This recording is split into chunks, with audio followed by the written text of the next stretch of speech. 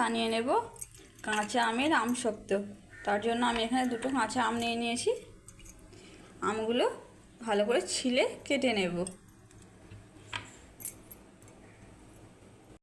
তো দেখুন আমি আমগুলো কেটে নিয়েছি, এইভাবে পাতলা পাতলা করে কেটে নিয়েছি। আপনারাও ঠিক এইভাবেই কেটে নেবেন, তা না হলে সেদ্ধ হতে একটু দেরি হবে। তো এবার চলুন আচারটা করা যাক।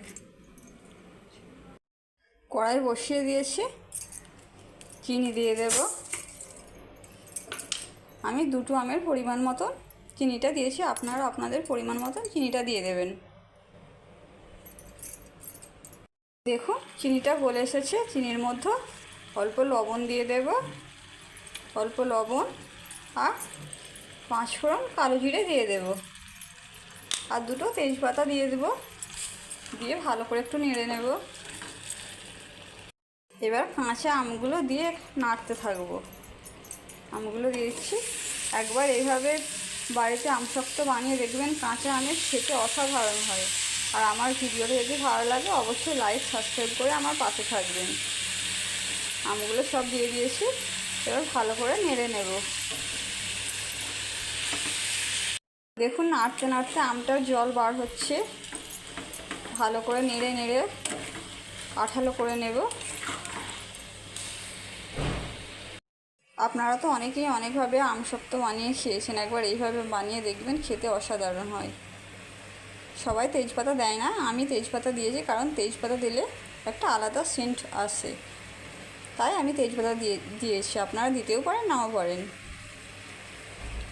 আমটা আস্তে আস্তে সেদ্ধ হয়ে আসছে, ভালো করে আমটা সেদ্ধ করে নেব।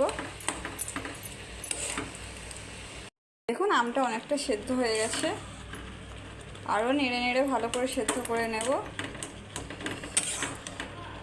আমার ভিডিওটা আপনাদের কেমন লাগছে অবশ্যই কমেন্ট করে জানাবেন।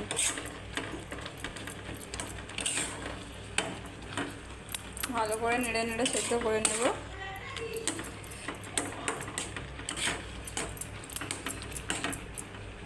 তেজপাতা দুটো দিয়েছিলাম, এবার তুলে নেব।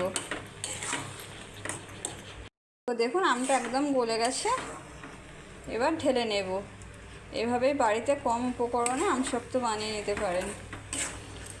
এবার নামিয়ে নেব।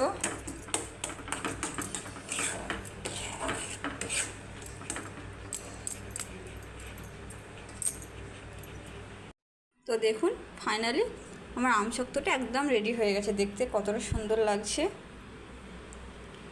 আপনাদের ভিডিওটা কেমন লাগলো অবশ্যই কমেন্ট করে জানাবেন। আজকের মতো আমার ভিডিওটা আমি এখানে শেষ করলাম।